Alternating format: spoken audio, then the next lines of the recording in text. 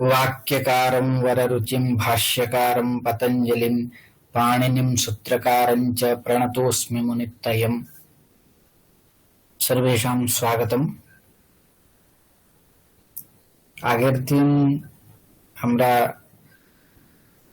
এই সূত্রগুলো দেখছিলাম।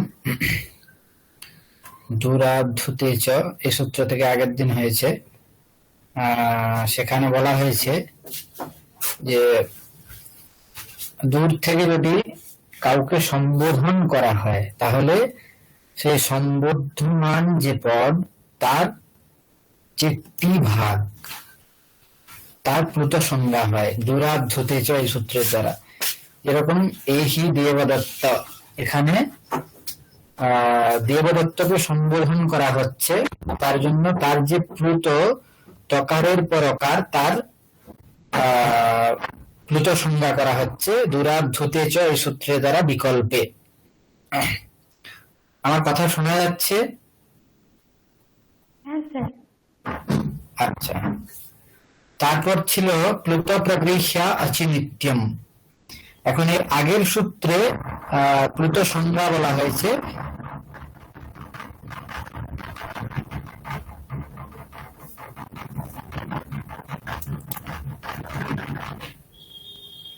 এখানে প্লুত সংজ্ঞা করার পর এখানে বলা হচ্ছে যে প্লুত সংজ্ঞক যে বা প্লুত সংজ্ঞার কি কাজ সেটা এখানে বলা হচ্ছে প্লুত প্রগৃহ্যা অচিনিত্যম এই সূত্রের দ্বারা। সেখানে প্লুত সংজ্ঞক এবং প্রগৃহ্য সংজ্ঞক যে তার প্রকৃতি ভাব করা হচ্ছে।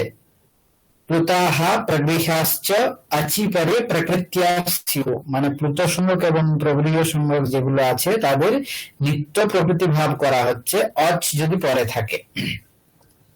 যেরকম আগচ্ছ কৃষ্ণ অত্র গৌশ্চরতি, এখানে কৃষ্ণকে সম্বোধন করা হচ্ছে, তার জন্য সম্বোধ্যমান পদ হচ্ছে কৃষ্ণ, তার দূরাদ্ধুতে চ এই সূত্রের দ্বারা প্লুত সংজ্ঞা হয় এবং প্লুত সংজ্ঞক বলে প্লুত প্রগৃহ্যা অচিনিত্যম এই সূত্রের দ্বারা এখানে প্রকৃতি ভাব করা হচ্ছে। প্রকৃতি ভাব মানে সন্ধির অভাব হবে, সন্ধি কার্য যেগুলো সেগুলো হবে না। তারপরে ছিল ইদুদের বিবেচনম প্রগৃহ্যম। আগের সূত্রে প্লুত প্রগৃহ্যা অচিনিত্যম এই সূত্রে প্লুত এবং প্রগৃহ্য সংজ্ঞক যারা তাদের প্রকৃতি ভাব বলা হয়েছে। তো প্রগৃহ্য সংজ্ঞক কারা এগুলো এখন বলা হচ্ছে ইদুদের বিবেচনম প্রগৃহ্যম।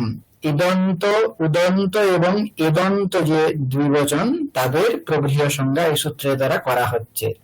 যেরকম হরি এতৌ, এতৌ এখানে হরি শব্দ রেফের পর যে ইকার এটা হচ্ছে ইদন্ত দ্বিবচন বলে তার ইদুদের দ্বিবচনম প্রগৃহ্যম এই সূত্রের দ্বারা প্রগৃহ্য সংজ্ঞা করা হচ্ছে। প্রগৃহ্য সংজ্ঞা হওয়ার ফলে প্লুত প্রগৃহ্যা অচিনিত্যম এই সূত্রের দ্বারা প্রকৃতি ভাব করে দেওয়া হচ্ছে, তার জন্য হরি এতৌ এখানে সন্ধি হচ্ছে না। ঠিক একইভাবে বিষ্ণু ইমু গঙ্গে অমু ইত্যাদি যে স্থলগুলো আছে এই সমস্ত স্থলেও একই। এই সূত্রের দ্বারা প্রগৃহ্য সংজ্ঞা হচ্ছে, প্রগৃহ্য সংজ্ঞা হচ্ছে বলে তার প্রকৃতি ভাব হয়। তারপরে আরেকটা প্রগৃহ্য সংজ্ঞা বিধায়ক সূত্র হচ্ছে অদশ মাত। অদশ শব্দের যে রূপগুলো হয় সেখানে তাদের মকারের পর যে ইকার এবং উকার থাকে তাদের প্রগৃহ্য সংজ্ঞা অদশু মাত সূত্রের দ্বারা করা হচ্ছে। আমি ঈশাহা ইত্যাদি, আমু আসাতে ইত্যাদি হচ্ছে এর উদাহরণ। এখানে মাত বলা হয়েছে বলেই ইদন্ত যে বা ইকারের এখানে হচ্ছে না প্রগৃহ্য সংজ্ঞা আমুকে অত্র এখানে, তার জন্য এখানে সন্ধি কার্য হয়েছে এমহ পদান্তাগতি।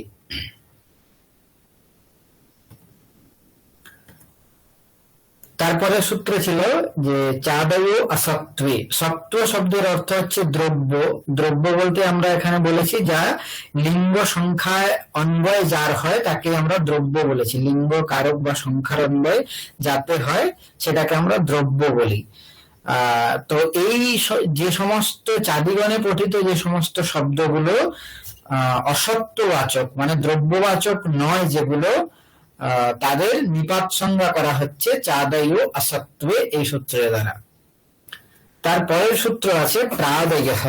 প্রাদয়ঃ প্রাদয়ঃ प्रादयः बोलते प्रपरा अपसम अनु अव निस निर दुस दुर वि आन नि अधि अपि प्रति परि उप सु उत अभि इत्यादि যে 22টা উপসর্গ আছে তাদেরকে বলা হচ্ছে প্রাদয়ঃ। তো এই যে প্রাদি 22টা উপসর্গ আছে এগুলো এদেরও নিপাত সংজ্ঞা করা হচ্ছে প্রাদয়ঃ এই সূত্রের দ্বারা। প্রাদয়ঃ প্রথমার একবচনান্ত পদ প্রথমা বহুবচনান্ত পদ। আর এই সূত্রে চাদয় অসত্ত্বে আগের যে সূত্র আছে ওই সূত্র থেকে অসত্ত্বে এই পদের অনুবৃত্তি হয় এবং প্রাগ গ্রীষ্মরাম নিপাতাহা এই যে নিপাতের অধিকার আছে সেই অধিকারে এই সূত্রটি পঠিত, তার জন্য অসত্ত্বে প্রাদয়ঃ নিপাতাহা এরকম সূত্রের অন্বয় হবে। অসত্ত্বে তার মানে অদ্রব্যে অদ্রব্যবাচকাः प्रादयः प्रपरा अपशम इत्यादयः उपसर्गाः निपाताः भवन्ति। যদি দ্রব্যবাচক না হয় তাহলে প্রাদি যে উপসর্গগুলো আছে তাদের এখানে নিপাত সংজ্ঞা করা হচ্ছে প্রাদয়ঃ এই সূত্রের দ্বারা। বোঝা গিয়েছে? আচ্ছা, এরপর সূত্র হচ্ছে নিপাত নিপাতঃ একাজ অনাং। নিপাতঃ একাজ অনাং তিনটে পদ আছে। নিপাতঃ প্রথমার একবচনান্ত, একাজ এটাও হচ্ছে প্রথমার একবচনান্ত পদ, অনাং এটাও একই। এখানে ইদুদের বিবেচনম প্রগৃহ্যম এই সূত্র থেকে প্রগৃহ্যম এই পদের অনুবৃত্তি হয়। এই সূত্রের দ্বারা নিপাতঃ একাজ অনাং এই সূত্রের দ্বারা নিপাত সংজ্ঞা বিধান প্রগৃহ্য সংজ্ঞা বিধান করা হচ্ছে। কার প্রগৃহ্য সংজ্ঞা? তখন বলা হচ্ছে নিপাতঃ একাজ অনাং। এখন নিপাত বলতে আমরা জানি কোনগুলো নিপাত। যদি নিপাত এক অজ বিশিষ্ট হয় এবং অনাং হয় তাহলে কি হবে? তার প্রগৃহ্য সংজ্ঞা করা হচ্ছে এই সূত্রের দ্বারা। একাজ এই শব্দে আমাদের সমাস দেখতে হবে। একাজ বলতে এখানে একস চাষু অচ মানে একটাই অচ যেখানে আছে সেটাকে বলা হচ্ছে একাজ। একটাই যেটা অচ, ঠিক আছে? একহ অচ যস্মিন এরকম কিন্তু নয়, ঠিক আছে? একহ অচ যস্মিন এরকম বহুব্রীহি নয়। এখানে একশ্চাসো অচ মানে হচ্ছে একটাই অজ রূপ যে শব্দ বা নিপাত তাকে বলা হচ্ছে এখানে, তার এখানে প্রগৃহ্য সংজ্ঞা করা হচ্ছে। আর কার হবে না বলা হয়েছে অনাং, ন আং অনাং। আং শব্দের দ্বারা আং যে নিপাত আছে তার গ্রহণ করা হচ্ছে, বলা হচ্ছে আগের আং এর এখানে প্রগৃহ্য সংজ্ঞা হবে না। নিপাতঃ একাজ অনাং এই সূত্রের দ্বারা আং এর নিপাত প্রগৃহ্য সংজ্ঞার নিষেধ করা হচ্ছে অনাং এই পর্যায়ের ফলে। এই নিষেধের জন্য এখানে আং যে নিপাত আছে তার প্রগৃহ্য সংজ্ঞা হবে না। আং কি নিপাত? এখানে বলা হয়েছে যে নিপাত আং, আং কি নিপাত?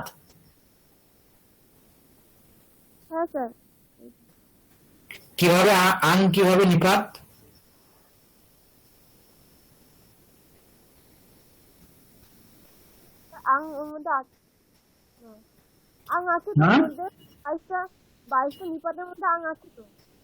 হ্যাঁ হ্যাঁ, তার জন্য প্রাদয়ঃ সূত্রের দ্বারা আঙের নিপাত সংজ্ঞা হয়। এখন দেখুন আং যে আছে ওখানে আগের আং যে উপসর্গ বা নিপাত আছে ওর অনুবন্ধ লোপ করা হলে মানে নকার অনুবন্ধের লোপ হয়ে গেলে ওখানেও একটাই অর্থ থাকে, তাই তো? তাহলে ওর নিপাত সংজ্ঞা প্রাপ্ত হচ্ছিল, কিন্তু অনাং বলে দেওয়ার জন্য হচ্ছে যে আগের নিপাত সংজ্ঞা হবে না। এক আচ এক অচ যেটা একমাত্র অচ হবে, এবং আন বর্জিত যে নিপাত তাদের এখানে নিপাত হয় এই কাজ অনাং এই সূত্রের দ্বারা প্রবৃহ সংজ্ঞা করা হচ্ছে। বোঝা গিয়েছে? অনাং নিপাতের দ্বারা আচ্ছা ঠিক আছে, বলে দিচ্ছি। এখানে নিপাত হয় এই কাজ অনাং যে সূত্র আছে তার দ্বারা প্রবৃহ সংজ্ঞা বিধান করা হয়। কার প্রবৃহ সংজ্ঞা বিধান করা হচ্ছে? বলা হচ্ছে নিপাতের প্রবৃহ সংজ্ঞা হবে। কার নিপাতের? না, যে নিপাত একচ, যেখানে একটা অচ আছে বা যেটা এক অজ বিশিষ্ট যে নিপাত তার প্রবৃহ সংজ্ঞা হবে। কিন্তু এরকম বলা হলো আগের এখানে প্রবৃহ সংজ্ঞা হবে না। বোঝা গিয়েছে এতক্ষণে? হ্যাঁ স্যার, ঠিক আছে। মানে 22টা নিপাতের এখানে নিপাতকে প্রগৃহ সংজ্ঞা দেওয়া হচ্ছে, কিন্তু না, কেবলমাত্র 22টা নিপাতেরই নয়, যে সমস্ত নিপাত আছে সমস্ত নিপাতেরই। আচ্ছা ঠিক আছে, নিপাত সংজ্ঞা বিধায়ক অনেক সূত্র আছে। তো নিপাত সংজ্ঞা যাদের হয়, যে সমস্ত শব্দগুলোর নিপাত সংজ্ঞা আছে তাদের মধ্যে যদি একাচ বিশিষ্ট কোন নিপাত থাকে তাহলে তার এখানে নিপাত হয় একাজ অনাং এই সূত্রের দ্বারা প্রবৃহ সংজ্ঞা করা হচ্ছে। কিন্তু আগের এখানে হবে না নিপাত প্রবৃহ সংজ্ঞা, যেহেতু অনাং এর দ্বারা নিষেধ করা হয়েছে। অনাং নিপাত একাজ প্রবৃহ্যম, এরকম সূত্রের অন্বয় অনাং নিপাত মানে হচ্ছে আন বর্জিত যে নিপাত কিন্তু একাজ যেটা, তার মানে একটা অজ বিশিষ্ট বা এক অজ বিশিষ্ট, তার নিপাত হয় একাজ অনাং এই সূত্রের দ্বারা প্রবৃহ সংজ্ঞা হয়। বোঝা গিয়েছে? হ্যাঁ স্যার, ঠিক আছে। বৃত্তি এখানে অর্থ বলা হচ্ছে একঃ অচ নিপাতঃ আং বর্জ্যঃ প্রগৃহ্যঃ স্যাৎ। একঃ অচ নিপাতঃ মানে এক অজ বিশিষ্ট যেটা নিপাত, আং বর্জ্যঃ আং বর্জিত যে নিপাত তার প্রগৃহ সংজ্ঞা হয়। এরকম হচ্ছে ই ইন্দ্রঃ, ই ইন্দ্রঃ, এখানে ই দেখুন এখানে একটা মাত্রই অচ আছে। ই এই যে নিপাত এখানে একটা মাত্রই অচ আছে, এবং আং ই নিপাত, এটা আং নিপাতের মধ্যে আং নিপাত নয়, তাহলে এটা হচ্ছে আং বর্জিত আবার একাজ বিশিষ্ট। তার জন্যই নিপাত একাজ অনাং এই সূত্রের দ্বারা প্রবৃহ সংজ্ঞা হবে, এবং প্রবৃহ সংজ্ঞা হয়ে যাওয়ার ফলে প্লুত প্রবৃহা অচিনিত্যম এই সূত্রের দ্বারা প্রকৃতি ভাব হয়ে ই ইন্দ্রঃ, না হলে সন্ধি হয়ে যেত। ঠিক একইভাবে উমেশঃ,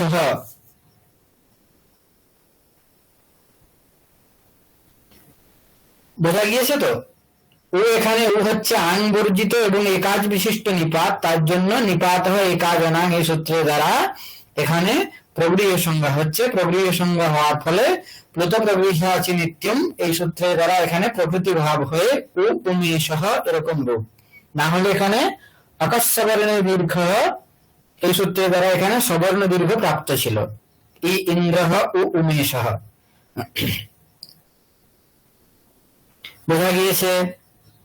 বলছি কি যে নিপাত তো মানে পড়া অপসময় এগুলো যে 22টা আছে সেগুলো তো নিপাত। হ্যাঁ হ্যাঁ হ্যাঁ, ওগুলো নিপাত। ওগুলোর মধ্যে যদি একাজ বিশিষ্ট যদি কোনো নিপাত থাকে তাহলে তারও এই সূত্রের দ্বারাই প্রবৃহ সংজ্ঞা হবে। নিপাত আছে বলছি রস্য শুধু, আর রস্য শুধু এরকম তো কোনো নিপাত নেই। কি কি আছে শুধু রস্য আছে, এরকম তো কোনো নিপাত নেই। হ্যাঁ, এরকম নিপাত আছে। ওই যে চাদিগণে কি কি নিপাতের পাঠ সেগুলো তো নির্দিষ্ট করে কিছু বলা হয়নি না। চ বা হ, হ্যাঁ হ্যাঁ এগুলো আছে। ঠিক আছে, তাহলে ওই চাদিগণেই যে সমস্ত শব্দগুলো, এগুলো গণ বলে দেওয়া হয়েছে তার জন্যই, কেননা গণের পাঠ দেখতে হলে আমাদেরকে দেখতে হবে গণপাঠ, পাণিনীয় যে বর্ণপাঠ আছে সেগুলো আমাদের দেখতে হবে যে চাদিগণের মধ্যে কোন কোন শব্দের পাঠ আছে, চ, বা, হ, ই, উ, এরকম অনেক কি আছে, বিতর্কে অর্থে, বিস্ময় অর্থে অনেক নিপাত আছে। উ নিপাত মনে হয় বিতর্কে, হ্যাঁ, আর ই হচ্ছে আশ্চর্য।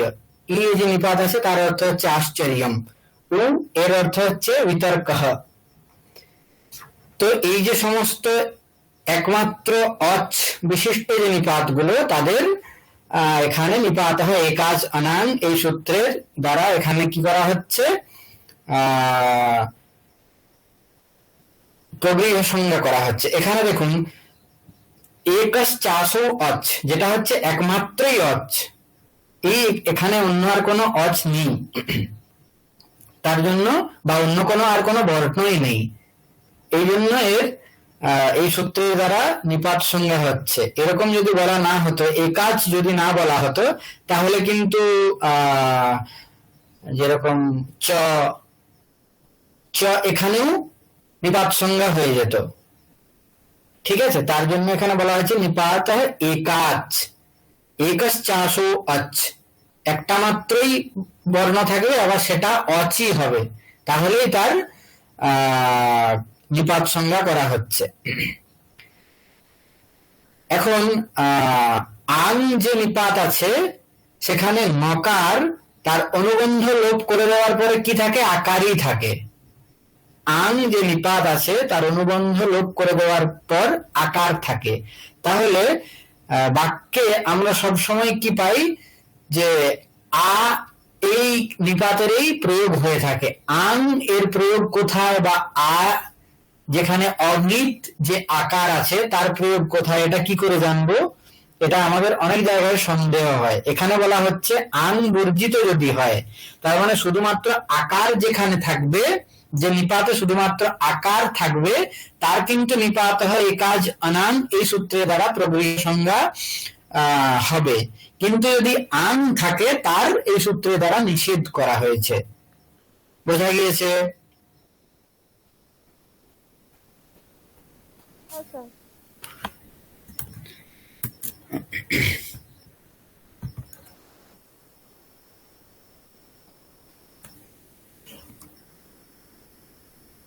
এখানে আমি দেখিয়ে দিচ্ছি এটা,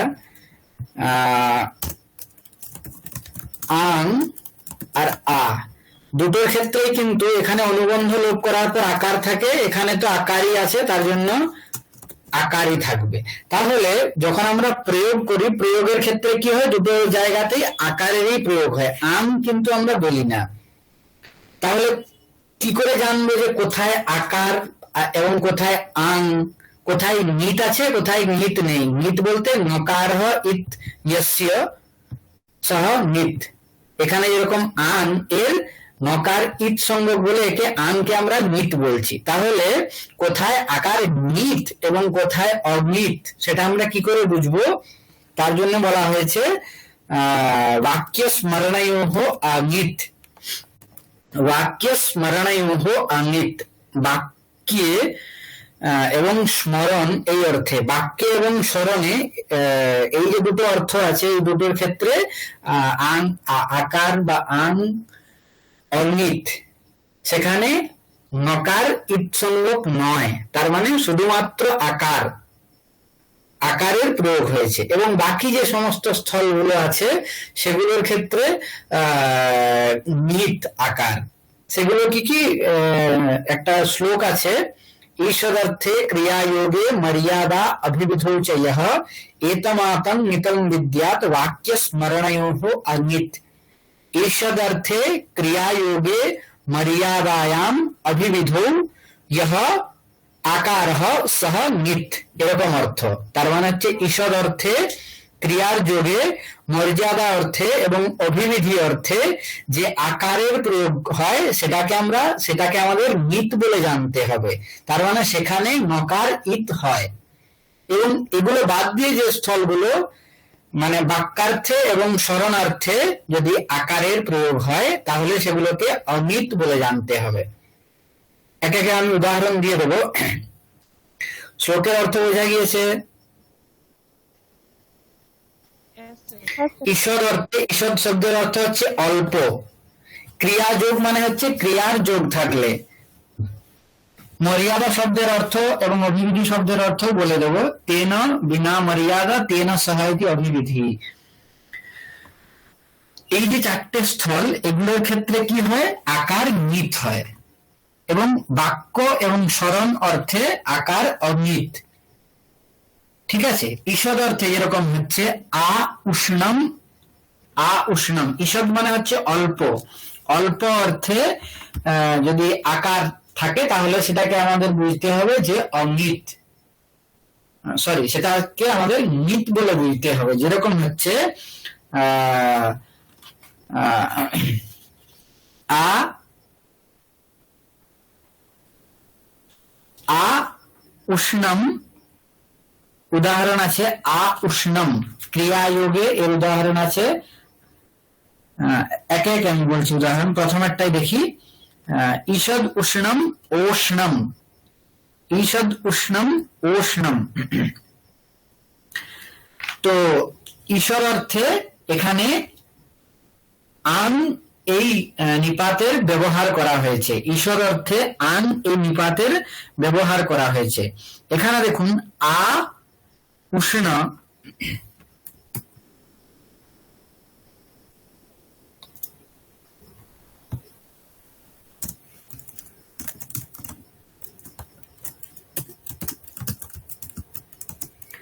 আ উষ্ণ, এখানে বলা হচ্ছে যে ঈষদ অর্থে আন এর যে ব্যবহার করা হয়েছে এখানে, এর অর্থ হচ্ছে ঈষদ অর্থ।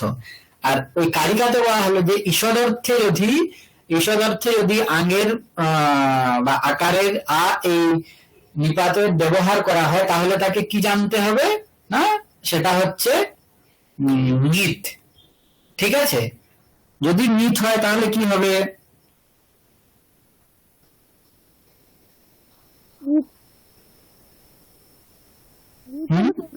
হবে না, নিত হলে সংজ্ঞা হবে না। হ্যাঁ, প্লুতো, সরি, সূত্র হচ্ছে কি, নিপাত হয় একাজনাং। এখন এখানে বলা হচ্ছে, এখানে আন আকার যে আছে তার অর্থ হচ্ছে ঈষৎ, অল্প অর্থ। এই ঈষৎ অর্থে আঙ্গের ব্যবহার করা হয়েছে, আর এটাকে বলা হচ্ছে নিত। তাহলে নিত যদি হয় তাহলে কি হবে, তার প্রগৃহ সংজ্ঞা হবে না। কেন, প্লুতো প্রগৃহ আছে, সরি, সূত্র হচ্ছে আমাদের নিপাত হয় একাজনাং, নিপাত হয় একাজনাং, এর দ্বারা এখানে প্রগৃহ সংজ্ঞা হবে না। প্রগৃহ সংজ্ঞা হবে না বলে আ উষ্ণম ওষ্ণম হয়ে যাবে, উষ্ণ তারপরে হচ্ছে উষ্ণম। বোঝা গিয়েছে? না হলে কিন্তু এখানেও প্রগৃহ সংজ্ঞা হয়ে গেলে কি হতো, সন্ধি হতো না, আ উষ্ণম ওষ্ণম এই রূপটা আমরা পেতাম না। বোঝা গিয়েছে? আচ্ছা। এরপরে হচ্ছে ক্রিয়ায়োগ।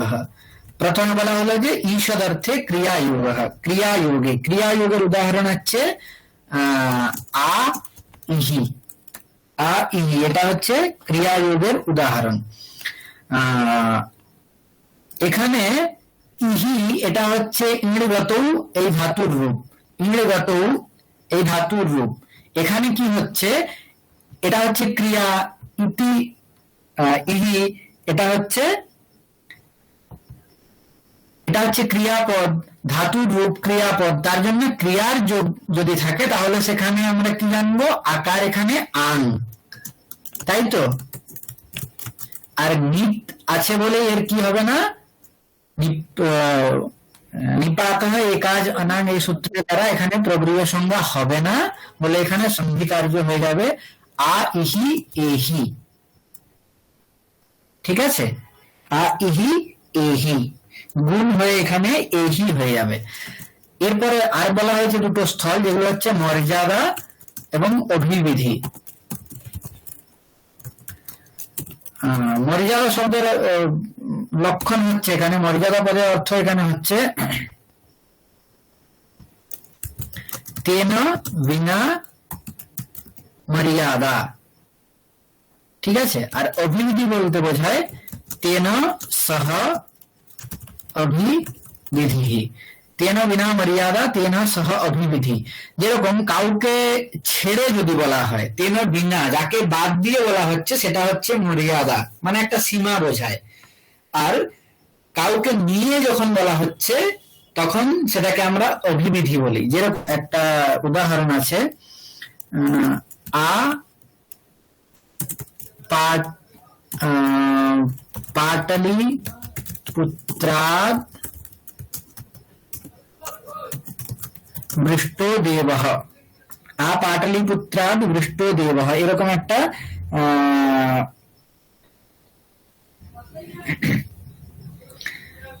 এর অর্থ হচ্ছে এখানে আ পাটলিপুত্রাদ, এখানে আন মর্যাদা অর্থে আন হয়েছে। এখানে মর্যাদা শব্দের অর্থ হচ্ছে তেন বিনা, মানে হচ্ছে পাটলিপুত্রকে ছেড়ে তার আগে পর্যন্ত বৃষ্টি হয়েছে।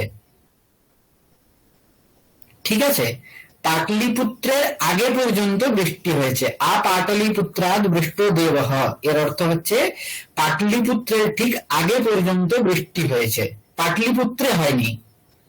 বোঝা গিয়েছে?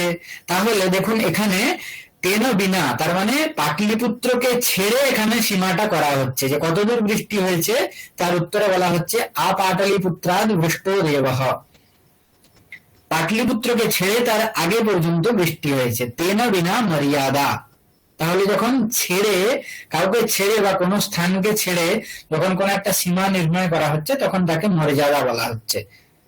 বোঝা গিয়েছে? হ্যাঁ স্যার। ঠিক একইভাবে যদি আমরা এই উদাহরণটাই আবার বলি, এখানে আ পাটলি পুত্রাদ দৃষ্ট দেবঃ, এখানে আ পাটলিপুত্রাদ আং এখানে অভিবিধি অর্থে হয়েছে। অভিবিধি মানে হচ্ছে পাটলিপুত্রকে নিয়ে বৃষ্টি হয়েছে, তার মানে পাটলিপুত্র পর্যন্তই বৃষ্টি হয়েছে। এর আগে মর্যাদা অর্থে আং হয়ে আমরা বললাম যে আ পাটলিপুত্রাদ দৃষ্ট দেবঃ, এই উদাহরণে পাটলিপুত্র বৃষ্টি হয়নি, তার আগে পর্যন্ত বৃষ্টি হয়েছে।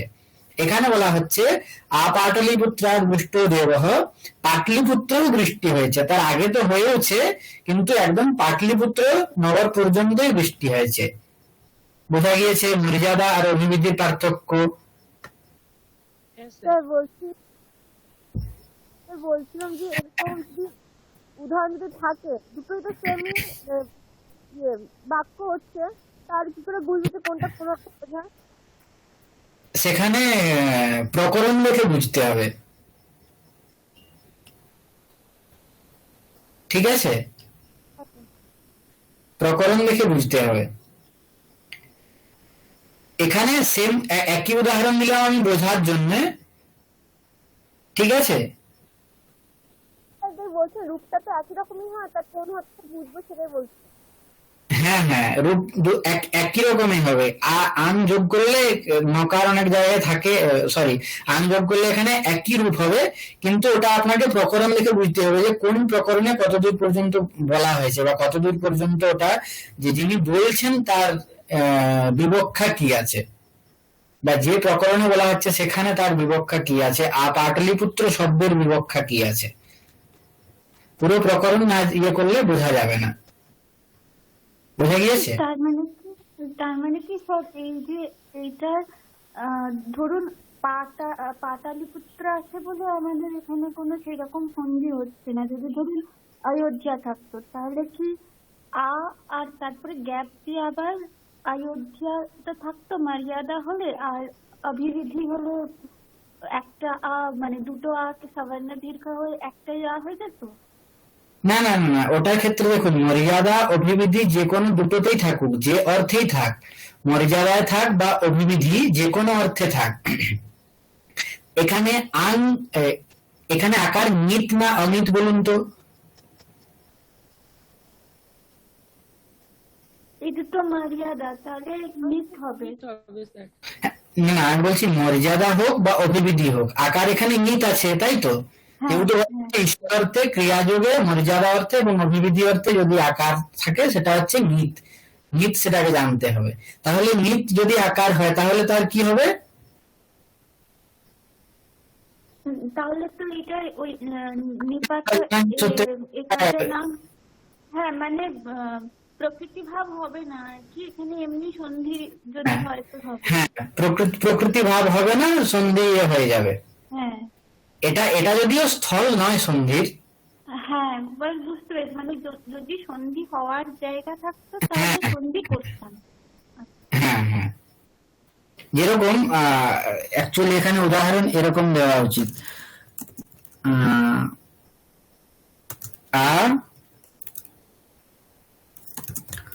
অলবরাত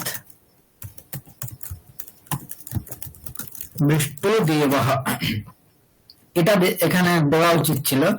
আমি ওটা প্রথমে উদাহরণটা বোঝার জন্য বললাম, আ পাটলিপুত্রাৎ বৃষ্টদেব, এটা খুব প্রসিদ্ধ উদাহরণ বলে ওটা প্রথমে বললাম। দেখুন এখানে আ অলবরাত বৃষ্টদেব, আলওয়ার একটা জায়গা আছে প্রসিদ্ধ, সেটা জানেন তো। এখানে আ অলবরাত বৃষ্টদেব, এখানে অকার আছে, এখানে আকার আছে, তাহলে এটা সন্ধি স্থল, তাই তো? তাহলে এখানে কি হবে, এখানে যেহেতু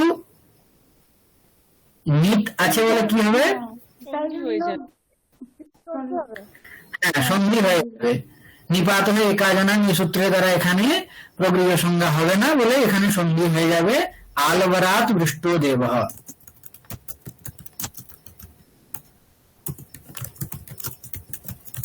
বোঝা গিয়েছে এখন স্পষ্ট? হ্যাঁ স্যার। আর মর্যাদা এবং অভিবিধি বলতে কি বোঝানো হলো এখানে, এটাও বুঝতে পেরেছেন? হ্যাঁ স্যার। হ্যাঁ স্যার। আচ্ছা, এই শব্দ দুটো অনেক জায়গায় দেখবেন আসবে, মর্যাদা এবং অভিবিধি, সেখানে জানতে হবে মর্যাদার লক্ষণ হচ্ছে তেন বিনা মর্যাদা।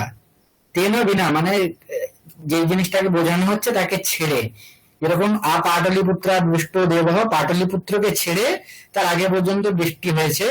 অভিবিধি বলতে তাকে সাথে নিয়ে, এখানে পাটলিপুত্রকে নিয়ে বা আলওয়ার যে দেশ আছে তাকে নিয়েই এখানে বৃষ্টি হচ্ছে, বা সেই দেশের যে সীমা সেই পর্যন্ত বৃষ্টি হচ্ছে বা হয়েছে। মর্যাদা শব্দের সাধারণ অর্থ হচ্ছে সীমা। তাহলে এই যে চারটা স্থল, এখানে কি হয়, নিত আকার হয়, এবং বাকি যে দুটো আছে বাক্য এবং স্মরণ অর্থে, বাক্যে যেরকম হচ্ছে আ এবং নু মান্যাসে, আ এবং নু মান্যাসে, এটা হচ্ছে একটা বাক্য, ঠিক আছে? এখানে যে আকারটা আছে, এখানে আকারকে আমাদের কি জানতে হবে, এটা হচ্ছে অনিত, ঠিক আছে? বাক্য স্মরণায়ুহ অনিত, এই যে শ্লোকটা বলা আছে এটা আপনারা সকলে মুখস্থ করে নেবেন। বাক্য অর্থে এবং স্মরণ অর্থে যে আকারের বা আন নিপাতের প্রয়োগ করা হচ্ছে সেটা হচ্ছে অনিত।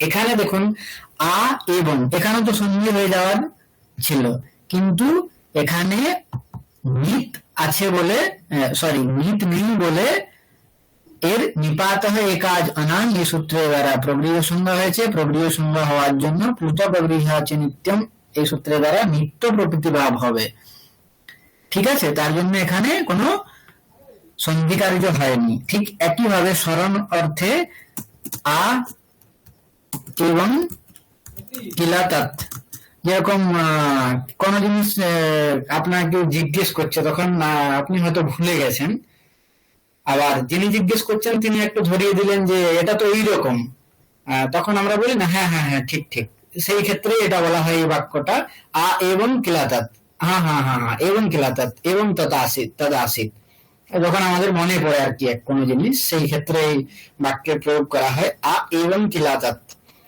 এখানে যে আকারের প্রয়োগ করা হয়েছে ওটা হচ্ছে অঙ্গিত, অঙ্গিত বলেই বিপাত হয়ে একাজনাং এই সূত্রের দ্বারা এর প্রবৃহ সংজ্ঞা হয়েছে। প্রবৃহ সংজ্ঞা হওয়ার জন্য প্লুত প্রবৃহ হচ্ছে নিত্যম এই সূত্রে এখানে প্রকৃতি ভাব, নিত্য প্রকৃতি ভাব হয়ে সন্ধির এখানে অভাব হয়েছে। বোঝা গিয়েছে? তাহলে নিত অনিত বলতে কি বোঝানো হচ্ছে, কোথায় নিত কোথায় অনিত, এবং মর্যাদা বা অভিবিধি বলতে কি বোঝানো হচ্ছে, পুরো ক্লিয়ার? হ্যাঁ স্যার।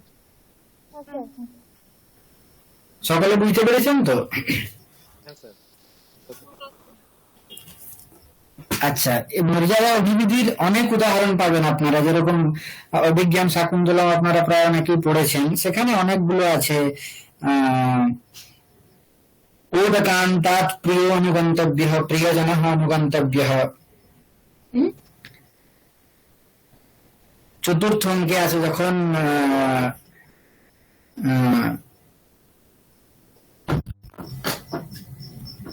শকুন্তলাকে ছাড়তে যাচ্ছে তার বাবা, তখন একটা বাক্য বলছে না, ওদকান্তাৎ প্রিয়জন অনুগন্তব্য। এখানে ওদকান্তাৎ, এখানে সীমা বোঝানো হচ্ছে, জল পর্যন্ত, যেখানে জল আছে তার আগে পর্যন্তই ছাড়তে বা সেখানেই মেয়েকে ছেড়ে দেওয়া উচিত। বা কন্যা সন্তানের যখন সম্প্রদান করা হচ্ছে বা তাকে বাপের বাড়িতে পাঠানো হচ্ছে, তখন বলা হচ্ছে যে যেখানে জল আছে অতদূর পর্যন্ত আমরা ছাড়তে যাই। এখন তো ওটা অনেকটা রিলেট করতে পারেন, যেখানে হয়তো গাড়ি ধরাতে অনেকেই যায়, গ্রামের দিকে হয়ে থাকে অনেকটা, ওর সাথে রিলেট করা যায়। এরকম অনেক আছে, আপরিতোষাৎ বিদুষাম সাধুমন্যে, অনেক জায়গা আছে, এগুলো আপনারা দেখতে পারেন মর্যাদা এবং অভিবিধির যেগুলো জায়গাগুলো।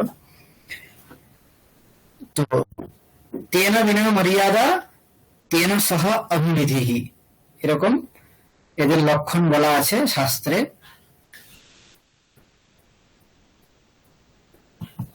এই সূত্রের দ্বারা এখানে প্রগৃহ সংজ্ঞা করা হচ্ছে। প্রগৃহ সংজ্ঞা হলে তার প্লুত প্রগৃহ আছে নিত্যম, তার দ্বারা নিত্য প্রকৃতি ভাব হবে, যেরকম আ এবং মন্যসে, আ এবং কিলাতৎ ইত্যাদি উদাহরণে আমরা দেখলাম।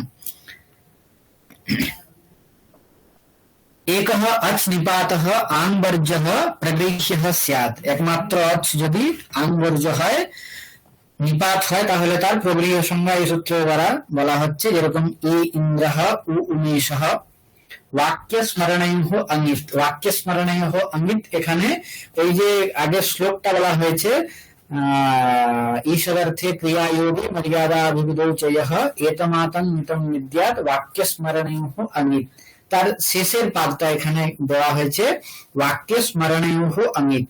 বাক্য এই অর্থে এবং স্মরণ অর্থে যে আকার, তাকে অঙ্গিত বলে জানতে হবে। তার জন্যই আ এবং মন্যসে, আ এবং কিলাতৎ ইত্যাদি যে উদাহরণ গুলো আছে, এক্ষেত্রে অঙ্গিত আকার হয় বলেই প্রগৃহ সংজ্ঞা হয়ে তার প্লুত প্রগৃহ আছে নিত্যম, এই সূত্রের দ্বারা প্রকৃতি ভাব হচ্ছে। অন্যত মিথ, অন্যত মিথ মানে এগুলো বাদ দিয়ে যেগুলো আছে, প্রথমের যে চারটা, এগুলো হচ্ছে মিথ আকার। ওই সমস্ত অর্থে যে আকারের ব্যবহার করা হচ্ছে তাকে মিথ আকার জানতে হবে। যেরকম ঈষদ উষ্ণম, ওষ্ণম, আ উষ্ণম, এখানে প্রক্রিয়াটা বলে দেওয়া হয়েছে।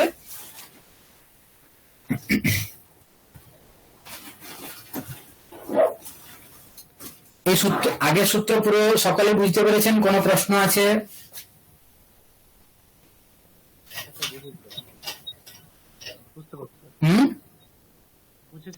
আচ্ছা, ঠিক আছে। এরপরে সূত্র হচ্ছে ওত। এই সূত্রের দ্বারাও প্রগৃহ সংজ্ঞা করা হয়। দেখুন, এর আগের সূত্র কি বলা হলো, যে নিপাতের প্রগৃহ সংজ্ঞা, যদি একমাত্র অজ বিশিষ্ট যদি নিপাত হয়, তাহলে তার প্রগৃহ সংজ্ঞা বলা হলো। এখানে বলা হচ্ছে ওত। এর অর্থ হচ্ছে যদি নিপাত উদন্ত হয়, উদন্ত, ওত অন্ত যদি নিপাত হয়, তাহলে তার প্রগৃহ সংজ্ঞা হবে। ওত প্রথম আর এক বচন, আর নিপাতঃ একাজনাম, এই সূত্র থেকে নিপাতঃ এই পদে অনুবৃত্তি হয়। প্লুত ইদুদেব বিবচনম প্রগৃহ্যম, এই সূত্র থেকে প্রগৃহ্যম এই সূত্রে পদের অনুবৃত্তি হয়। তাকে নপুংসক লিঙ্গে আছে, এখানে পুংলিঙ্গে তার বিপরিণাম করে প্রগৃহ্য বলা হচ্ছে। তাহলে সূত্রের অন্বয় এরকম হয়, ওত নিপাতঃ প্রগৃহ্যঃ বা প্রগৃহ্যম, দুটো বলতে পারেন, কোন ইয়ে নেই। ওত নিপাতঃ প্রগৃহ্যম, ওত নিপাতঃ, ওত এই পদটা হচ্ছে নিপাতের বিশেষণ। নিপাত কি ধরনের না ওত, তার বিশেষণ হিসাবে বলা হচ্ছে ওত। তার জন্য বিশেষণ আছে বলে তদন্ত বিধি হচ্ছে এখানে কোন সূত্রের দ্বারা বলুন তো? अपरस्तत्कालस्य না,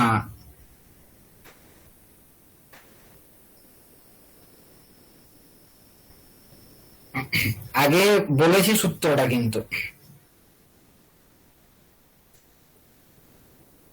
একবার বললেন কেটে গেল কথাটা। নিপাত শব্দের এখানে বিশেষণ হচ্ছে ওত, তার জন্য এখানে তদন্ত বিধি করা হচ্ছে ওদন্তঃ। এই যে তদন্ত বিধি করা হচ্ছে বিশেষণের জন্য, এটা কোন সূত্রের দ্বারা হয়?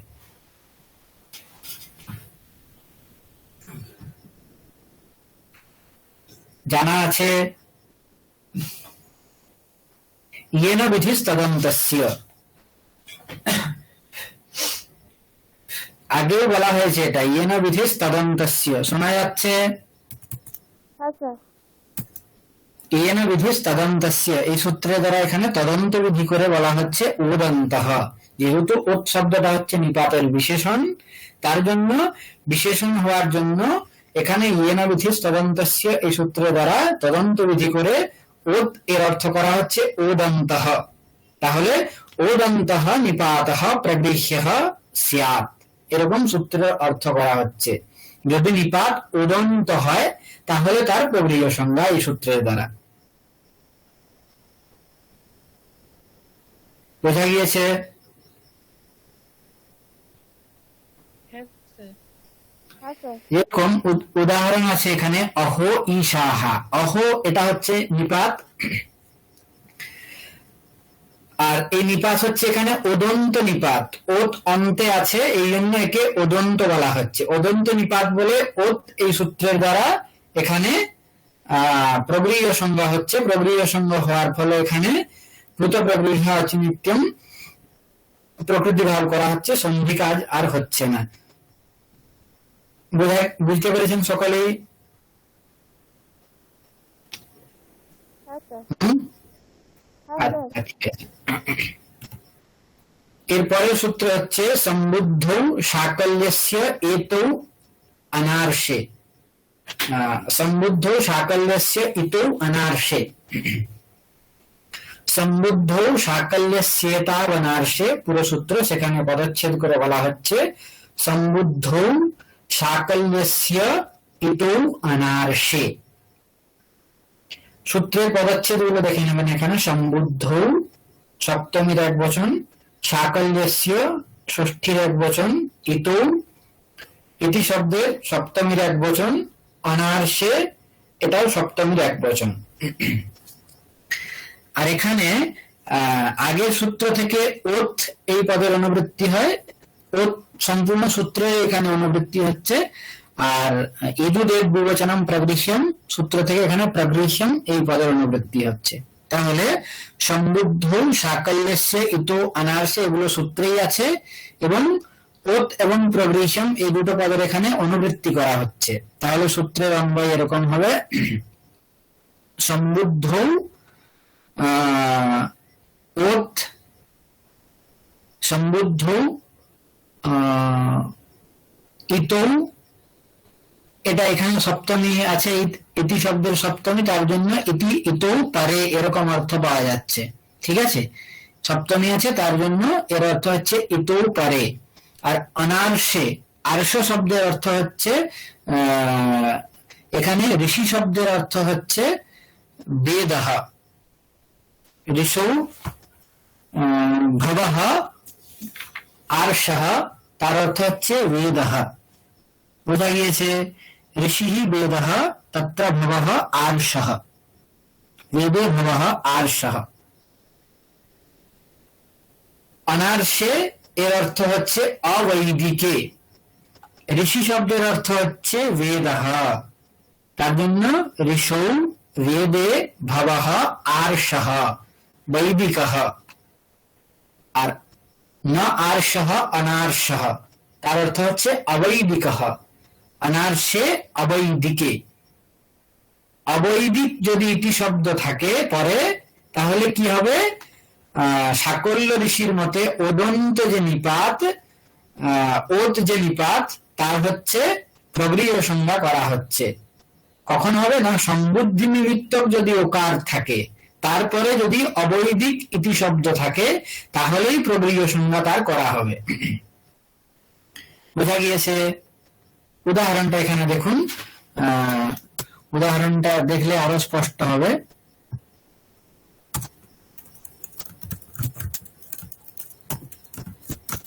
বিষ্ণু ইতি, বিষ্ণু ইতি, এটা এই যে উদাহরণ আছে, এটা হচ্ছে অবৈদিক, এটা হচ্ছে লৌকিক উদাহরণ। তাহলে বলা হয়েছে যদি অবৈদিক স্থল হয় এবং অবৈদিক স্থল এবং অবৈদিক ইতি শব্দ পরে থাকলে, ইতি শব্দ এখানে বেদের নয়, ঠিক আছে, বেদের সাথে সম্বদ্ধ নয়, বৈদিক শব্দ নয় এটা, তার জন্য এখানে অবৈদিকে ইতও পারে। আর কি বলা হয়েছে যে ওঠ নিপাত যেটা আছে সেটা যদি সম্বুদ্ধি নিমিত্তক হয়, সেটা যদি সম্বুদ্ধি নিমিত্তক হয়। এখন সম্বুদ্ধি বলতে কি বোঝানো হয়? সম্বুদ্ধি বলতে জানেন কি? একবচনং সম্বুদ্ধি। হ্যাঁ, একবচনং সম্বুদ্ধি। সম্বুদ্ধি সংজ্ঞা করা হচ্ছে একবচনং সম্বুদ্ধি। এর অর্থ হচ্ছে সম্বোধনে প্রথমায়াহ একবচনং সম্বুদ্ধি শূন্যম স্যাৎ। সম্বোধনে প্রথমার যে একবচন তাকে তার সম্বুদ্ধি সংজ্ঞা করা হচ্ছে।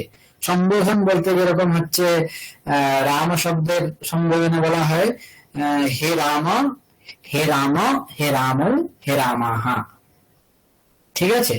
বিষ্ণু শব্দের সম্বোধন করলে কি হবে? বিষ্ণু, বিষ্ণু, বিষ্ণুবহ, এরকম হচ্ছে তিনটে রূপ হয়। তাহলে সম্বোধনে প্রথমার যে এক বচন সেটাকে বলা হচ্ছে সম্বুদ্ধি, তাকে বলা হচ্ছে সম্বুদ্ধি। তাহলে সম্বোধনে প্রথমার এক বচন এখানে যেটা আছে এটাকে বলা হচ্ছে সম্বুদ্ধি সঙ্গ। বোঝা গিয়েছে? আচ্ছা, এখন যদি সম্বুদ্ধি নিমিত্তক যদি ওথ হয়, দেখুন বিষ্ণু এই যে পদটা আছে এটা হচ্ছে সম্বোধনে প্রথমার এক বচন, তাই তো?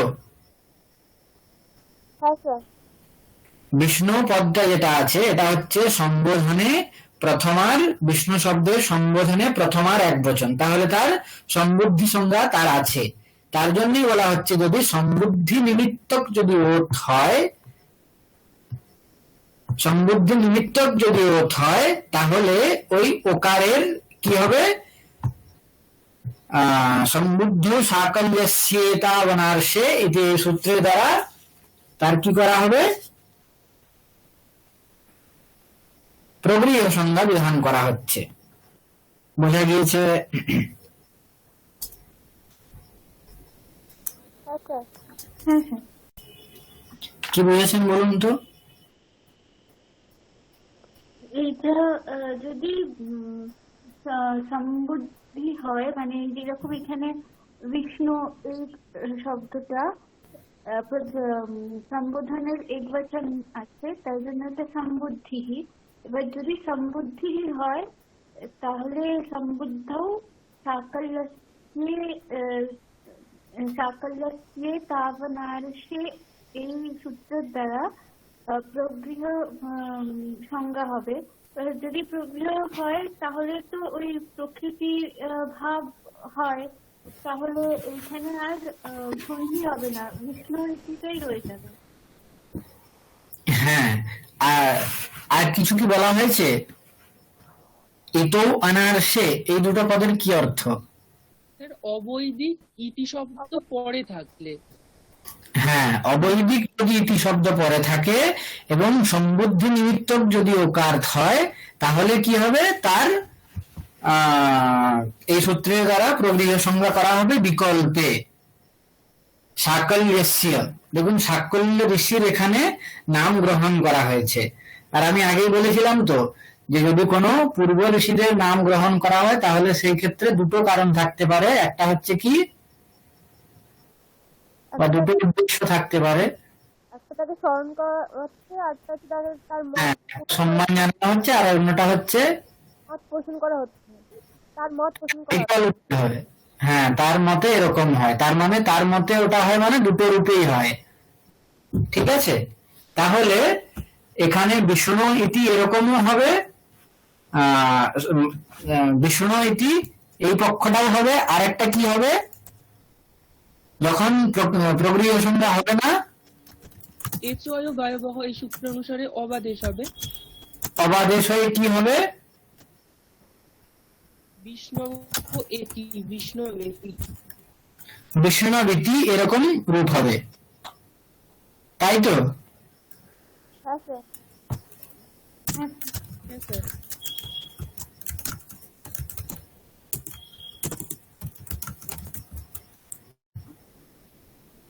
এরকম হবে, ওকারের জায়গায় অবাদেশ হবে এচই বা আবহাওয়া সূত্রের দ্বারা। বিষ্ণুবীতি বিষ্ণু ইতি বোঝা গিয়েছে। দুটো রূপ কিভাবে সাধন করা হলো। এখানে বিষ্ণু ইতি এটা হচ্ছে সম্বুদ্ধ নিমিত্ত ওকার আছে, অবৈদিক ইতি শব্দ পরে আছে বলে সম্বুদ্ধ সাকল্যে শ্বেতা বনার্সে এই সূত্রের দ্বারা এখানে বিকল্পে প্রগৃহীয় সংজ্ঞা হচ্ছে, তার জন্য এখানে প্রকৃতি ভাব হবে। এবং যখন প্রগৃহীয় সংজ্ঞা হচ্ছে না সেই ক্ষেত্রে প্রকৃতি ভাব হবে না, তাই জন্য সন্ধি কার্য যে চুই বা আবহ এই সূত্রের দ্বারা অবাদেশ বিষ্ণুবীতি এরকম রূপ হবে। বোঝা গিয়েছে? আচ্ছা। এটা পরের দিনের হোমওয়ার্ক থাকলো, বিষ্ণু ইতি বিষ্ণুবীতি এই দুটো রূপ সাধন করতে হবে। ঠিক আছে,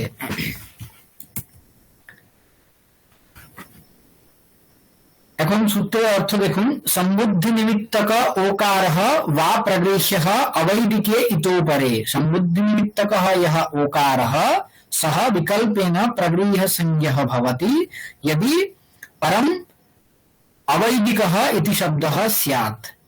যদি পরে অবৈদিক ইতি শব্দ থাকে তাহলে সম্বুদ্ধি নিমিত্তক যে ওকার তার প্রগৃহীয় সংজ্ঞা হতে হবে। দেখুন, যে কোনো ওকার হলে কিন্তু হবে না, যদি সম্বুদ্ধি নিমিত্তক ওকার হয় তাহলেই কিন্তু তার প্রগৃহীয় সংজ্ঞা হবে এই সূত্রের দ্বারা। ঠিক আছে,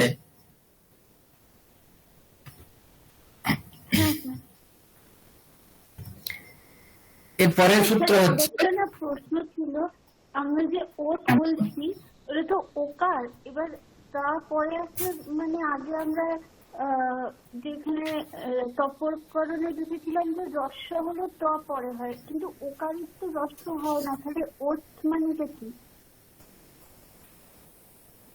ওকারের ওকারের তো মানে রস্যকে আমরা করি না, ওকারটাকে তো দীর্ঘ বর্ণ ধরা হয়। হ্যাঁ, কিন্তু ওটা হচ্ছে যেরকম বলা হয় না স্পষ্টার্থম, স্পষ্টের জন্যই ওটা বোঝানো হয়েছে, স্পষ্টভাবে বোঝানো নেই। ঠিক আছে। ঠিক আছে, হ্যাঁ। ময়ঃ উঞঃ वो वा এই সূত্রের দ্বারা কি হয়, উই যে নিপাত আছে তার জায়গায় ভ আদেশ করা হচ্ছে এখানে বিকল্পে। স্থলটা হচ্ছে কিমু উক্তম কিম্বুক্তম। উদাহরণ আমি এখানে বলে দিচ্ছি, আগে উদাহরণটা আমরা দেখি তাহলে বুঝতে পারবো কোন পরিস্থিতিতে এই সূত্রের অবতারণা করা হচ্ছে। কিম উ উত্তম, এখানে এই কিম উ উত্তম, এখানে যে উই যে নিপাত আছে নকারের এখানে অনুবন্ধ লোপ করে দেওয়া হয়েছে, তারপর উ থাকে, তার জায়গায় ব আদেশ করা হচ্ছে। ঠিক আছে, এই জায়গায় ব আদেশ করা হবে, কিম ব উত্তম এরকম হবে। কখন আদেশ করা হবে না, বলা হচ্ছে ময়ঃ উঞঃ वो वा, ময়ঃ পরস্য উঞঃ, ময়ের পর যদি ময়ঃ পরস্য মানে ময় বলতে কাকে বোঝানো হয়, ময় বলতে ময় প্রত্যাহার, ময় প্রত্যাহারের পরে যদি উনি থাকে তাহলে তার ময়ঃ পরস্য উঞঃ वो वा স্যাৎ, নয় প্রত্যাহারের পরে যদি উকার বা উনি থাকে তাহলে তার বিকল্পে व আদেশ করা হচ্ছে। বোঝা গিয়েছে? এখানে দেখুন কিম ও উত্তম, এখানে ময় প্রত্যাহারের মধ্যে মকারও আছে, তাহলে মকারের পরে উনি আছে বলে ওই যে উনি নিপাত তার জায়গায় কি হয়েছে व আদেশ করা হয়েছে, ময়হ উন্যহ বু বা বিকল্পে করা হচ্ছে। তার জন্য কি হবে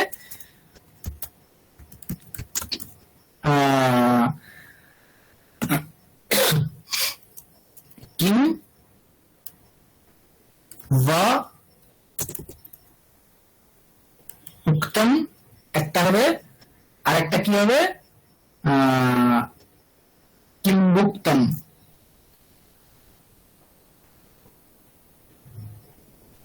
এখানে উনি যেটা আছে এটা হচ্ছে নিপাত্ত, তাই তো? আচ্ছা, উ আছে এখানে, তাহলে নিপাত হয় একাজ অনান, এই সূত্রের দ্বারা কি হবে প্রকৃত সংজ্ঞা হবে। প্রবীয় সংজ্ঞা হবে। প্রবীয় সংজ্ঞা হলে কি হবে প্রকৃতি ভাব হবে। সন্ধি হবে না। কিম ও উক্তম, এখানে সন্ধি হবে না, আরেকটা জায়গাতে হচ্ছে সন্ধি হবে। তো দুটো স্থল বলা হচ্ছে, একবার রূপ হবে কিম্বুক্তম, আরেকবার হবে কিমু উক্তম। দেখুন এখানে কিম্বুক্তম কিমু উক্তম, কিম উ উক্তম ময়ঃ ইয়ঃ বোবা, বিকল্পে বকারাদেশ হবে। যখন বকারাদেশ হবে তখন কি হবে কিম व উক্তম কিম্বুক্তম, আর যখন বকারাদেশ হবে না তখন কি হবে কিম উ উক্তম কিমু উক্তম কিম উক্তম, এটাই রূপ হবে। যেহেতু তখন নিপাত হয় একা জানান, এই সূত্রের দ্বারা প্রগৃহীয় সংজ্ঞা হয়ে যাবে। প্রগৃহীয় সংজ্ঞা হয়ে যাওয়ার ফলে উ উক্তম এখানে আর সন্ধি কার্য হবে না। বোঝা গিয়েছে?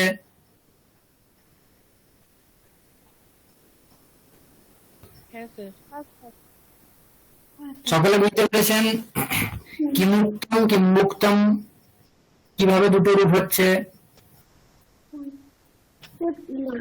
যখন আমি কিমু উত্তমে পৌঁছলাম তারপরে কি সন্ধি হতে পারে? কিমু না, আর হবে না। আচ্ছা, তখন আর হবে না কেন? না না না, প্লুত প্রগৃহ্য অচিনিত্যম, ওর দ্বারা প্রকৃতি ভাব হয়ে যাবে। প্রকৃতি ভাব হলে আর কোন সন্ধি কার্য হবে না। কিমু উক্তম এখানে না হলে হয়তো সবর্ণ দীর্ঘ হয়ে যেত, তাই তো? হ্যাঁ স্যার, ওইটাই জিজ্ঞেস করছিলাম। কিন্তু প্রকৃতি ভাব হচ্ছে বলেই তো এখানে সন্ধির অভাব হচ্ছে। এখানে দেখুন হচ্ছে কিম व উক্তম কিম্বুক্তম,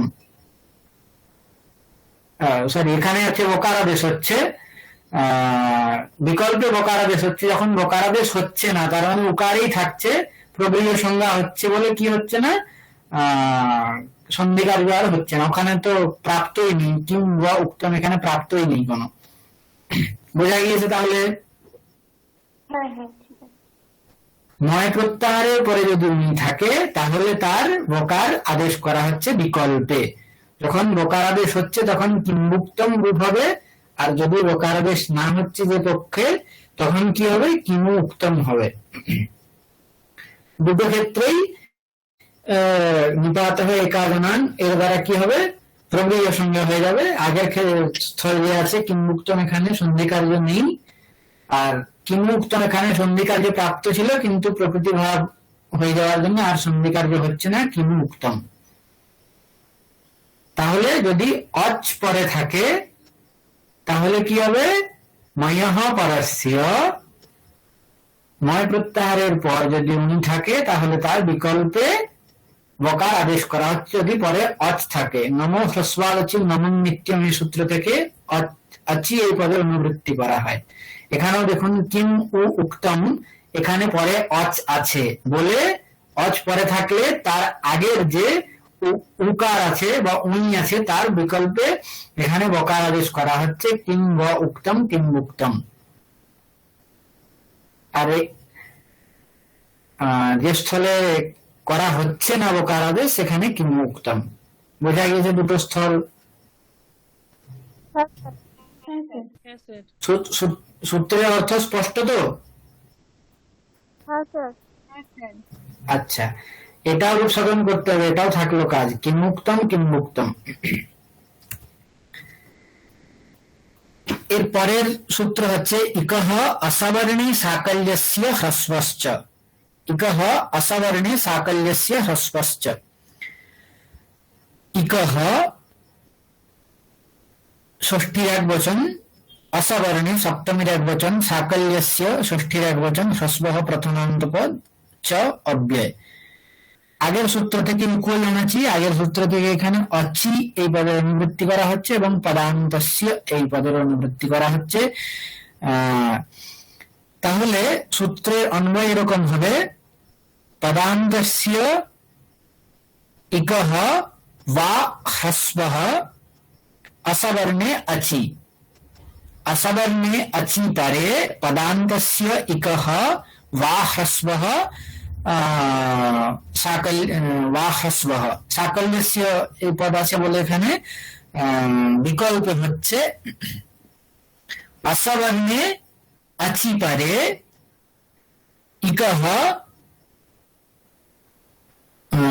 असवर्णे अचि परे ইকহ হ্রস্বঃ বা, এরকম সূত্রের অর্থ। পরে যদি অসবর্ণ অচ থাকে তাহলে পদান্ত যে ইক বর্ণ তাদের বিকল্পে হ্রস্ব বিধান করা হচ্ছে। সাকল্য ঋষির মতে এখানে হ্রস্ব বিধান করা হচ্ছে, তার মানে একবার হ্রস্ব হবে আর একবার হবে না। বোঝা গিয়েছে?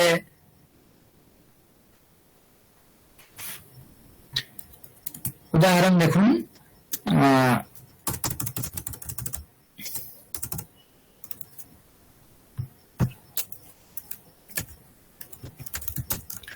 গৌরী ঔ।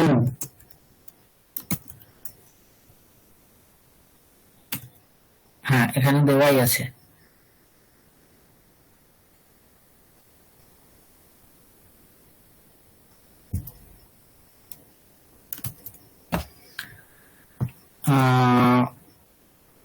কি বলা হয়েছে, যদি পরে অসবর্ণ অচ থাকে,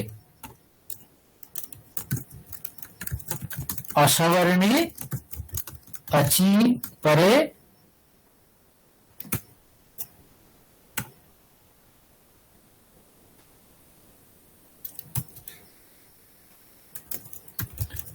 পদান্তস্য ইকহ বা হ্রস্বঃ, এরকম সূত্রের অর্থ।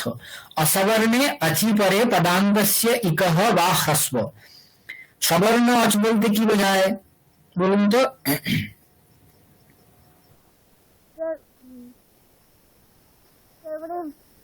যেরকম হচ্ছে অবর্ণ যে সবর্ণ হচ্ছে 18টা যে প্রকার আছে সেরকম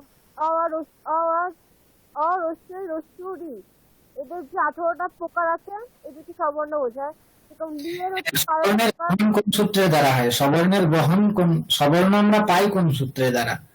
বোঝাতলাম সবর্ণ না, তার দ্বারা সবর্ণ সংজ্ঞার বিধান করা হয়, আর সবর্ণের গ্রহণ করা হয় অন্য একটা সূত্রের দ্বারা। अनुदित सवर्णस्य चा प्रत्ययः। ঠিক আছে, তুল্যাস্য প্রয়ত্নম সবর্ণম বলে দেওয়া হলো যে তালবাদী স্থান এবং আভ্যন্তর প্রয়ত্ন যদি সমান হয় তাহলে তাদের সবর্ণ সংজ্ঞা হয়। এখন কে কার সবর্ণ হবে সেটা বলা হচ্ছে অনুদিত সবর্ণস্য চা প্রত্যয়ः। তাহলে যেরকম অকারের সবর্ণ আকার ইত্যাদি হয় ওগুলোকে বলা হয় সবর্ণ। এখানে বলা হচ্ছে যদি সবর্ণ না হয়, সেরকম অচ যদি পরে থাকে, এখানে দেখুন গৌরী রেফের পর যে দীর্ঘ ইকার আছে তার সবর্ণ ঔকার কিন্তু নয়। কেন নয়?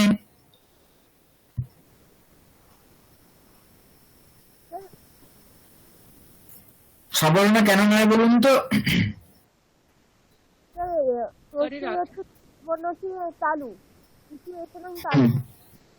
হ্যাঁ, ও হচ্ছে কণ্ঠস্থ। ও এর হচ্ছে কণ্ঠস্থ, তার জন্য উচ্চারণ স্থান আলাদা বলে সবর্ণ সংজ্ঞা সম্ভব নয়। ঠিক আছে, তাহলে দীর্ঘ ইকার এবং ঔকারের সবর্ণ হয় না, সাবর্ণ হয় না, সবর্ণ সংজ্ঞার উপর হয় না। তাহলে অসবর্ণ অজ পরে আছে, ইকারের পরে অসবর্ণ অজ আছে ঔকার। এতদূর বোঝা গিয়েছে? হ্যাঁ হ্যাঁ স্যার। স্যার। হুম? তাহলে অসবর্ণে আচি পারে, অসবর্ণ আচি পারে মানে ঔকারে পারে পদান্তস্য ইকহ, পদান্তস্য ইকহ মানে গৌরী শব্দে রেফের পরে যে দীর্ঘ ইকার আছে সেটা হচ্ছে পদান্তে আছে, তার জন্য পদান্তস্য ইকহ, সেই ইক বর্ণের কি হবে না বিকল্পে হ্রস্ব হয়ে যাবে। ঠিক আছে, গৌরী ঔ, বোঝা গিয়েছে? স্যার। असवर्णे अचि परे पदान्तस्य इकः विकल्पेन ह्रस्वः। असवर्ण अच হচ্ছে পরে উকার, ঔকারের পরে পদান্তस्य ইকः বলতে এখানে গৌরী শব্দের রেফের পরে যে দীর্ঘ ইকার তার বিকল্পে হ্রস্ব হয়ে যাচ্ছে গৌরী ঔ। বোঝা গিয়েছে? হ্যাঁ স্যার। হ্যাঁ স্যার। তো, যেরকম উদাহরণ এখানে আছে চক্রি আত্র, এখানেও ঠিক একইভাবে অসবর্ণ অজ পরে আছে বলে পদান্ত ইকের হ্রস্ব হয়ে যাবে চক্রি পাত্র। এতদূর স্পষ্ট? হ্যাঁ স্যার। হ্যাঁ স্যার। আচ্ছা, এখন এখানে বলা হচ্ছে কি ইকহ অসবর্ণে সাকল্যস্য হ্রস্ব। সূত্রের অর্থ দেখুন, পদান্তাহ ইকহ হ্রস্বাহ ওয়া স্যুঃ অসবর্ণে অচি। অসবর্ণ অজ পরে থাকলে পদান্ত যে হ্রস্ব বর্ণ সেগুলো পদান্ত যে ইক বর্ণগুলো তাদের হ্রস্ব হয় বা তারা হ্রস্ব হয়। ঠিক আছে, পদান্ত যে ইক বর্ণগুলো আছে তারা হ্রস্ব হয় যদি পরে অসবর্ণ অজ থাকে। বোঝা গিয়েছে? হ্যাঁ স্যার। হ্যাঁ স্যার। আচ্ছা, তাহলে তারপরে একটা লাইন এখানে বলা হয়েছে হ্রস্ববিধি সামর্থ্যাৎ ন স্বরসন্ধিঃ। হ্রস্ববিধি সামর্থ্যাৎ ন স্বরসন্ধিঃ। এখন দেখুন চক্রি অত্র, চক্রি অত্র এই যে রূপটা এখানে আছে, হ্রস্ব ইকার আছে তারপরে অত্র, এখানে কোন সন্ধি কার্য কি প্রাপ্ত হচ্ছে? না, স্যার হচ্ছে। হ্যাঁ স্যার, হতো। মানে এটা বারণ করা আছে বলে। হ্যাঁ, ইকুয়াল এনেছি, এই সূত্রের দ্বারা এখানে নিয়ম সন্ধি প্রাপ্ত হচ্ছে। ঠিক আছে, হ্যাঁ স্যার। তাই তো নিয়ম সন্ধি প্রাপ্ত হচ্ছে তো। হ্যাঁ স্যার। কিন্তু এখানে বলুন চক্রি অত্র, এখানে নিয়ম সন্ধি করলে কি রূপ হবে? চক্রিয়াত্র।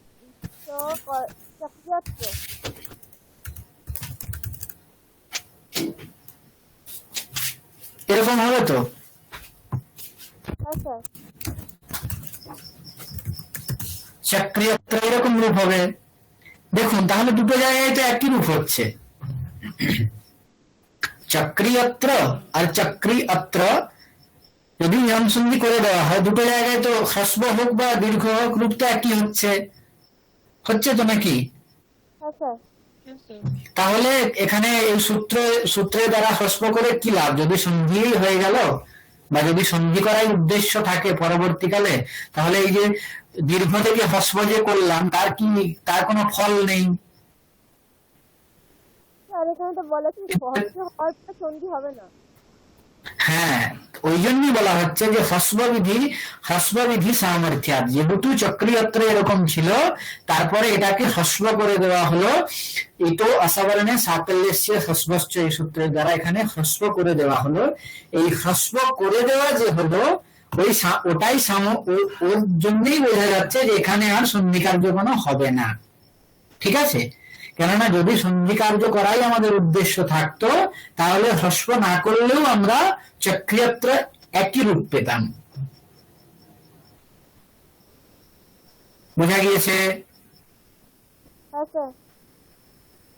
হ্যাঁ, বুঝতে পেরেছেন তো সকলে? হ্রস্ববিধি সামর্থ্যান ন স্বরসন্ধিঃ। হ্যাঁ স্যার। হ্যাঁ স্যার।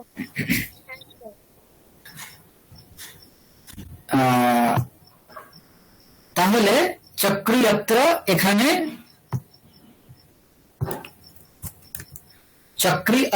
এখানে প্রথমে ইকো অসবর্ণে সাকল্যস্য হ্রস্বশ্চ, যদি অসবর্ণ অচ থাকে পরে তাহলে কি হবে? পদান্ত ইক বর্ণের কি এখানে হ্রস্ব বিধান করা হচ্ছে বিকল্পে ইকো অসবর্ণে সাকল্যস্য হ্রস্বশ্চ। সেখানে বলা হচ্ছে যদি চক্রিয়ত্র, এইরকম অবস্থায় তো সব ইকোয়ামাচীয় সূত্রের প্রাপ্তি হচ্ছে। যদি ইকোয়ামাচীয় সূত্রের দ্বারা এখানে ইয়ন সন্ধি করা হয় তাহলে চক্রিয়ত্র এরকম রূপ পাওয়া যাবে। আর সেটাই যদি উদ্দেশ্য হয়ে থাকতো তাহলে কিন্তু চক্রিয়ত্র এখান থেকে হ্রস্ব করার কোনো দরকার ছিল না, হ্রস্ব না করলেও ঠিক একই রূপে আমরা পেতাম। তার জন্য এর থেকেই বোঝা যাচ্ছে যে হ্রস্ববিধি সামর্থ্য, যেহেতু ইকো সবর্ণে সাকল্যস্য হ্রস্বশ্চ এই সূত্রের দ্বারা হ্রস্ব বিধান করা হচ্ছে, ওই হ্রস্ব বিধানই এখানে জ্ঞাপক যে এখানে আর কোনো সন্ধি কার্য প্রাপ্ত হবে না, বা প্রাপ্ত হলেও সেটা হবে না। ক্লিয়ার? হ্যাঁ স্যার। Yes, sir. আরেকটা এখানে, হ্যাঁ বলুন।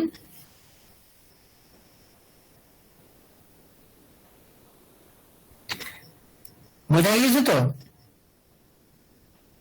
হ্যাঁ স্যার।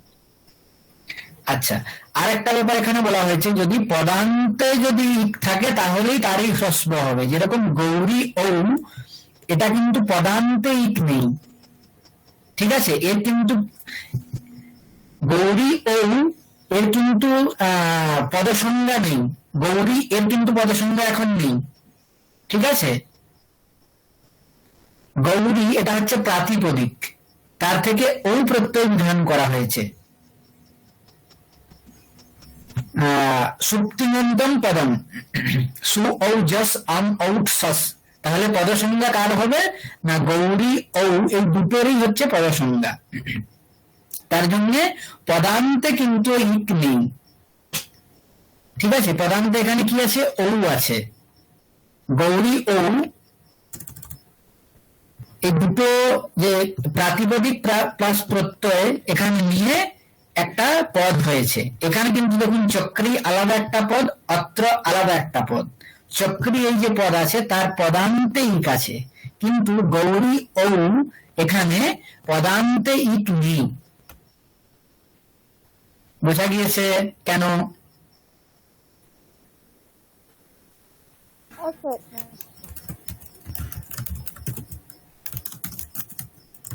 সুপ্তিমন্তম পদম, তাই তো? পদসংজ্ঞা কার? সুবন্ত বা কিমন্তের, সুবন্ত এবং কিমন্তের পদসংজ্ঞা হয়। তো এটা গৌরী ঔ এটা হচ্ছে সুবন্ত, তাহলে এর পদসংজ্ঞা আছে। পদসংজ্ঞা বলতে গৌরী ঔ এর পদসংজ্ঞা, গৌরীর পদসংজ্ঞা বা ওম আলাদা আলাদা হবে না। গৌরী ঔ যেটা সুবন্ত তারই পদসংজ্ঞা। তাহলে দেখুন এখানে গৌরী এটা কি পদান্তে আছে? বা রেফের পরে যে দীর্ঘ কার আছে সেটা কি পদান্তে আছে? না স্যার। না স্যার। নেই। পদান্তে কি আছে? ও আছে। ও আছে। তার জন্য পদান্তে নেই বলে এখানে কি হবে না? হ্রস্ব হবে না। বলা হয়েছে অসবর্ণ অচ যদি পরে থাকে তাহলে পদান্ত ইকের বিকল্পে হ্রস্ব হয়। এখানে যদিও ইক আছে কিন্তু পদান্তে নেই বলে এর হ্রস্ব হবে না, ঠিক আছে? বোঝা গিয়েছে সূত্র, তার অর্থ, প্রত্যুদাহরণ। পদান্তাহ ইকহ হ্রস্বাহ বা স্যুঃ অসবর্ণে আচি হ্রস্ববিধি সামর্থ্যান ন স্বরসন্ধিঃ চক্রিয়ত্র চক্রয়ত্র। পদান্তাহ কিম গৌরীয়ৌ। পদান্তাহ এরকম যদি না বলা হতো যে পদান্ত যে ইক তাদের হ্রস্ব হবে, এরকম যদি অর্থ না করা হতো তাহলে কিন্তু গৌরীয়ৌ এখানেও ঠিক একইভাবে হ্রস্ব হয়ে যেত। আর হ্রস্ব হয়ে গেলে আর কি হতো না? আর তখন সন্ধি করতাম না। হ্যাঁ, তখন আর সন্ধি আমরা করতে পারতাম না, গৌরী ঔ এরকমই রাখতে হতো, ঠিক আছে? আচ্ছা, এর পরের একটা সূত্র আছে,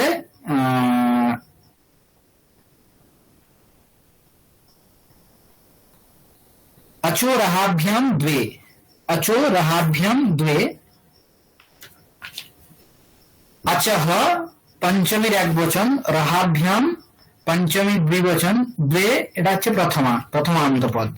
अचः रहाभ्याम पंचमी থাকলে বলা হয়েছে তার পরের কাজ হবে, তাই তো?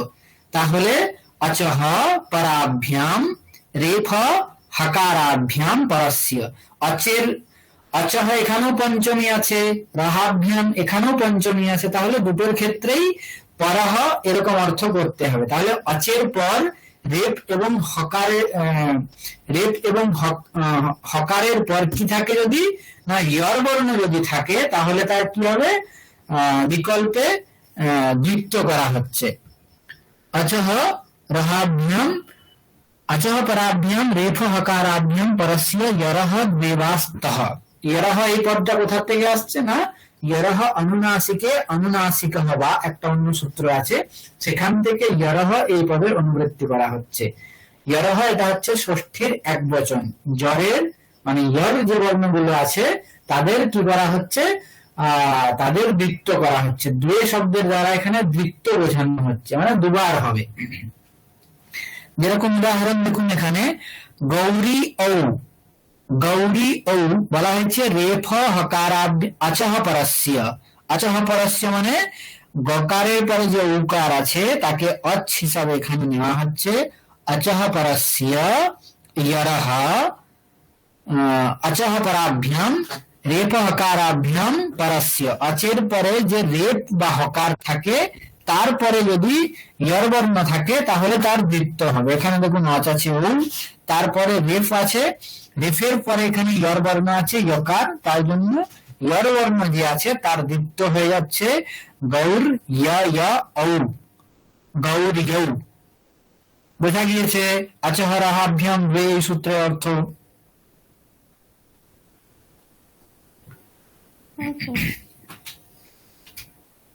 গৌরী ও এরকম পরিস্থিতিতে কি হচ্ছে, ইকো এনার্জি এই সূত্রের দ্বারা ইয়ন প্রাপ্ত হচ্ছে, ঠিক আছে, ইয়নাদেশ করা হচ্ছে।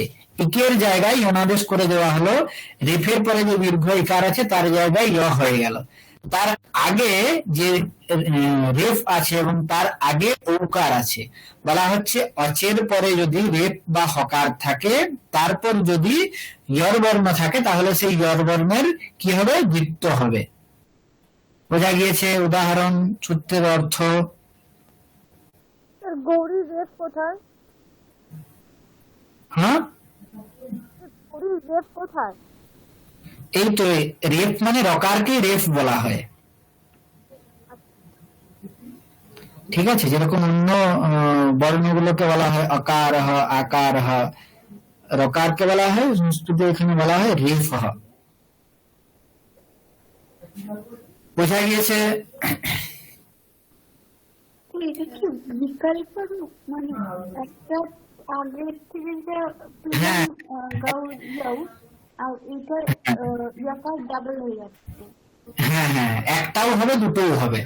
অচোর হাভ্যাম যে এই সূত্র বিকল্পে হয়, ঠিক আছে। তার মানে একবারও আমরা রেপ ইয়কারে দ্বিত্ব করতে পারি, আবার দুবারও করতে পারি। আর ঠিক আগের সূত্র যেটা আমাদের ছিল ইকো অসবর্ণে সাকল্যস্য হ্রস্বস্য, এই যে সূত্র এটাও কিন্তু বিকল্পে হয়, যেহেতু সাকল্যস্য এখানে সাকল্যের নাম গ্রহণ করা হয়েছে তার জন্য কি হবে, চক্রী অত্র, যখন হ্রস্ব হচ্ছে তখন আর স্বরসন্ধি হচ্ছে না, যখন হ্রস্ব হচ্ছে না তখন কি হবে, এখানে চক্রিয়ত্র দীর্ঘ হবে। বোঝা গিয়েছে? ইকো এনার্জি করে অন্ত্যেষ্টি আনার পর তারপর কি দেখাবে সূত্রে? ইকো এনার্জি বললাম যে গৌরী এরপর হচ্ছে ইকো এনার্জি করে অন্ত্যেষ্টি আনার পর তারপরে হ্যাঁ দ্বিত্ব হবে, কেননা ইকো এনার্জি না করলে আমরা ইয়র পাবো না তো। হ্যাঁ হ্যাঁ अचः पराभ्याम रेफ हकाराभ्याम परस्य यरः द्वेवास्तः, अचेर পরে যদি রেফ বা হকার থাকে তারপরে যদি ইয়র বর্ণ থাকে তার দ্বিত্ব হবে। যদি ইকো এনার্জি না করি তাহলে তো ইয়র থাকছেই না। বোঝা গিয়েছে? স্যার। আচ্ছা, এরকম অনেক উদাহরণ আছে। অর্কহ অর্কহ, নৈষ্যস্তি নৈষ্যস্তি। একটা বার্তিক আছে এখানে, ন সমাসে, ন সমাসে। ওই যে ইকো অসবর্ণে সাকল্যস্য হ্রস্বশ্চ, এই সূত্রে যে বলা হলো কাজটা, যে অসবর্ণ অজ পরে থাকলে সাকল্য ঋষির মতে পদান্ত ইক বর্ণের হ্রস্ব হয় বিকল্পে, ওটা সমাসে হবে না। ওই যে কাজটা বলা হলো ওটা সমাসের ক্ষেত্রে হবে না। যেরকম ওয়াপি অশ্বহ, ওয়াপি অশ্বহ, ওয়াপ্যাম অশ্বহ, বাপ্যশ্বহ। ঠিক আছে, ওয়াপি নি অশ্বসু, তারপরে সমাস করা হচ্ছে, সমাসের জন্য প্রাতিপদিক সংজ্ঞা, প্রাতিপদিক সংজ্ঞার পরে সুবলুক হয়ে ওয়াপি অশ্ব, এরকম পরিস্থিতিতে এখানে এখানেও ইকো অসবর্ণে সাকল্যস্য হ্রস্বশ্চ, এই সূত্রের দ্বারা হ্রস্ব হয়ে যাওয়া উচিত ছিল, যেহেতু পদান্ত ইক আছে এবং পরে অসবর্ণ অচ আছে। ঠিক আছে, তার জন্য বাপি শব্দের প্রকারের পরে যে ইকার আছে তারও হ্রস্ব হওয়া উচিত ছিল, কিন্তু বলা হচ্ছে সমাসে এই কাজটা হবে না। বাপি অশ্বহ, এটা যেহেতু সমাসের স্থল, তার জন্য এখানে হ্রস্ব হবে না। বাপ্যস্বহ, পরে এখানে কি করে দেওয়া হচ্ছে, ইয়নাদেশ করে বাপ্যস্বহ। বোঝা গিয়েছে?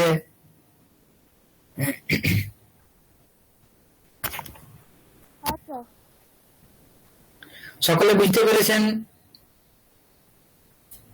হ্যাঁ স্যার। হ্যাঁ স্যার। আচ্ছা, আর একটা সূত্র আছে ঋত্যকহ, রীতি আকহ, রীতি আকহ। রীতি এটা হচ্ছে সপ্তমীর এক বচন, অকহ এটা হচ্ছে ষষ্ঠীর এক বচন।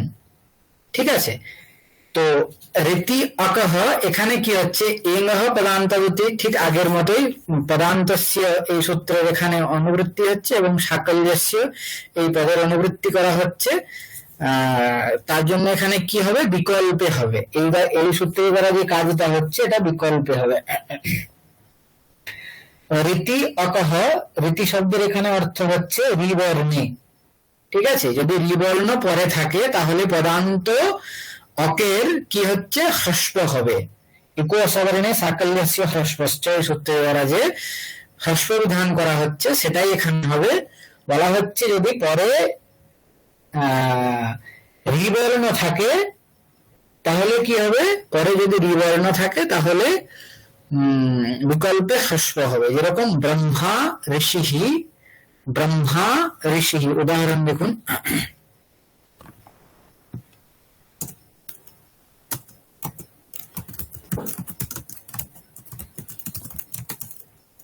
ব্রহ্মা ঋষিহি, এখানে কি হবে, পরে রিবর্ণ আছে, তার জন্য কি হবে,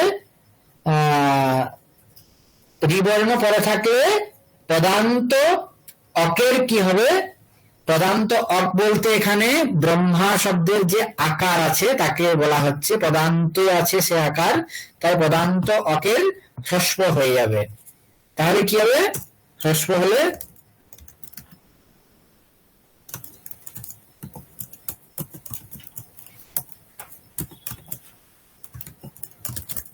ব্রহ্মর্ষি, তারপরে গুণ করে দিয়ে হবে ব্রহ্মর্ষি। বোঝা গিয়েছে?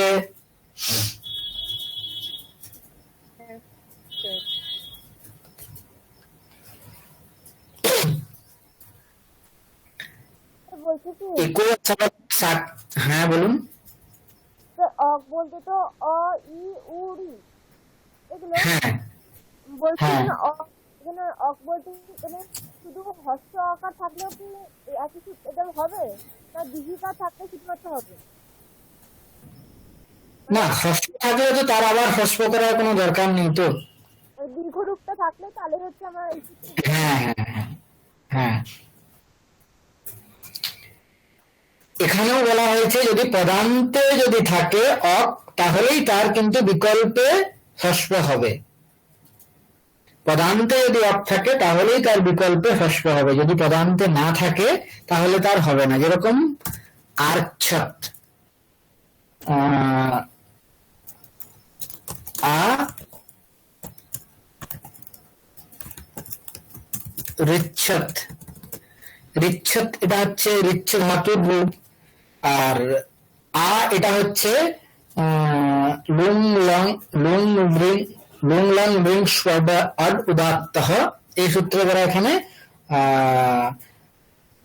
অডাগম হয়, আড উদাত্তঃ আডাগম হচ্ছে এখানে আ ঋচ্ছত আর্ছত। এখানে দেখুন আ যে আছে এটা পদান্তে কিন্তু নয়, পদান্তে নেই, ঠিক আছে, পদের আদিতেই আছে। তাহলে পদান্তে যদি অক থাকে তাহলেই তার বিকল্পে হ্রস্ব হবে, যদি পদান্তে না থাকে তাহলে তার হ্রস্ব হবে না, ঠিক আছে। যদি হ্রস্ব না হয় তাহলে কি হবে,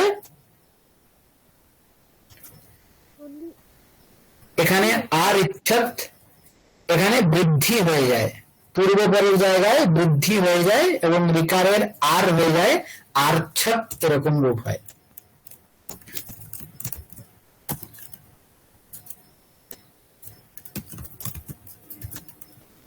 আর্ছত এরকম রূপ হয়। যদি পদান্তে থাকে অক তাহলেই তার হ্রস্ব হবে, না হলে হবে না। ঋত্যকঃ, রীতি পরে পদান্তাহ অকহ প্রাগবৎ বা, ঋত যদি পরে থাকে, ঋত বলতে রিকার যদি পরে থাকে তাহলে পদান্ত অকের হ্রস্ব হবে। প্রাগবৎ বা এর দ্বারা বোঝানো হচ্ছে যে আগের মতোই কাজ হবে। আগের মতোই কাজ বলতে এরকম হ্রস্ব বিধান করা, ইকুয়াসাবরণে সাকল্যস্য হ্রস্বশ্চ, এই সূত্রের দ্বারা যে হ্রস্ব বিধান করা হচ্ছে ওই কাজটাই প্রাক শব্দের দ্বারা এখানে বোঝানো হয়েছে। ব্রহ্মা ঋষিহি, ব্রহ্মর্ষিহি, আর বলা হচ্ছে যদি পদান্তে থাকে তাহলেই যে সূত্রের কাজ হ্রস্ব হবে, যদি না থাকে তাহলে হবে না। আর উচ্ছেদ, এখানে পদান্তে অক নেই বলে এখানে আটাশ্চ দ্বারা বৃদ্ধি হয়ে যাচ্ছে, আর্ছত এরকম রূপ হচ্ছে। বোঝা গিয়েছে?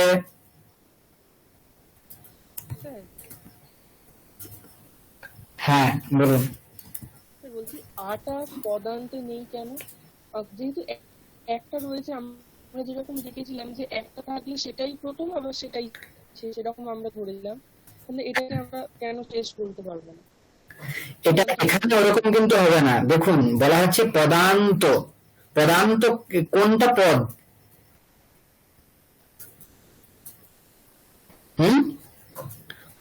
সুপ্তিমন্তং পদম। হ্যাঁ, সুপ্তিমন্তম পদম। তাহলে এই যে বিচ্ছত এখানে আছে,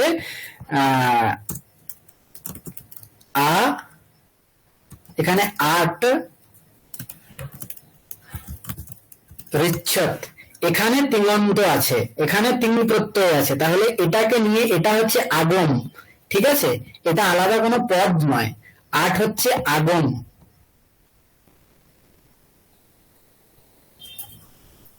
বোঝা গিয়েছে? আলাদা কোনো তার পদ সংজ্ঞা নেই। বুঝতে পেরেছেন? এই সম্পূর্ণটারই হচ্ছে পদ সংজ্ঞা। আর ইচ্ছত এই পুরোটারই হচ্ছে পদ সংজ্ঞা। কেন হচ্ছে না, এরপরে তিন প্রত্যয় আছে, সুপ্তিঙন্তম পদম, এর দ্বারা এর পদ সংজ্ঞা করা হচ্ছে। আর ইচ্ছত, ঋচ্ছত যে রূপটা আছে এখানে তিন প্রত্যয় করা হয়েছে, ঠিক আছে। ঋচ্ছ ধাতু থেকে এখানে লং লকার করা হয়েছে, প্রথম পুরুষের এক বচন, ঠিক আছে। তারপর আড আগম হয়, লুং লং ভৃংশু আড উদাত্তঃ, ঠিক আছে। তো ওই জন্য হচ্ছে এটা আগম, এর পদসংজ্ঞা নেই, পুরোটাই হচ্ছে পদসংজ্ঞা। বোঝা গিয়েছে? তার জন্য পদান্তত্ব ওর নেই। বুঝতে পেরেছেন?